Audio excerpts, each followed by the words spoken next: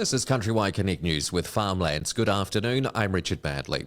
New Zealand and India will sign their free trade agreement in New Delhi on the 27th of April, with Trade and Investment Minister Tom McClay confirming legal verification is now complete. From day one, almost 57% of exports, including lamb, wool and most forestry products, enter duty-free. That figure rises to 82% when fully implemented, bringing in infant formula, a kiwi fruit quota nearly 4 times current export levels, and seafood. McClay says a most favoured nation clause also protects wine and services exporters, potentially worth tens of millions of dollars in additional trade. However, Labour leader Chris Hipkins says the government is playing politics with trade policy, warning that signing without majority parliamentary support would be recklessly irresponsible. Hipkins says Labour wants to ensure the deal does not leave New Zealand worse off. Following signing, the full agreement will be tabled in Parliament and referred to the Foreign Affairs, Defence and Trade Select Committee for public scrutiny. New research is giving New Zealand dairy farmers better tools to boost herd fertility, and the flow-on benefits reach well beyond the mating season.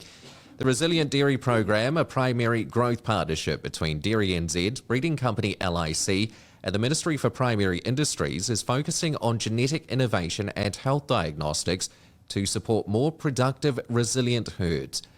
Research shows cows with higher fertility breeding values cycle sooner, conceive more reliably, and stay productive longer. 2 priority areas are now leading the way: pregnancy diagnosis and measuring the time from calving to first heat using wearable technology. Dairy NZ senior scientist Dr. Suzanne Meyer says both measures are influenced by genetics, can be recorded accurately at scale, and fit existing farm systems, meaning valuable new traits can reach farmers faster. New Zealand's horticulture and viticulture sectors could face significant changes to how they recruit and manage Pacific seasonal workers, following a new international report calling for reform of the recognised seasonal employer scheme.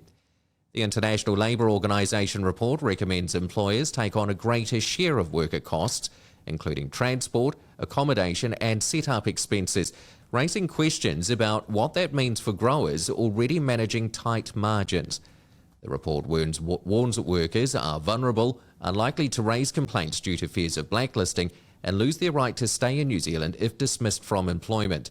The government says its review of the RSE scheme will weigh their recommendations alongside the views of employers and Pacific partners. And that's the latest news.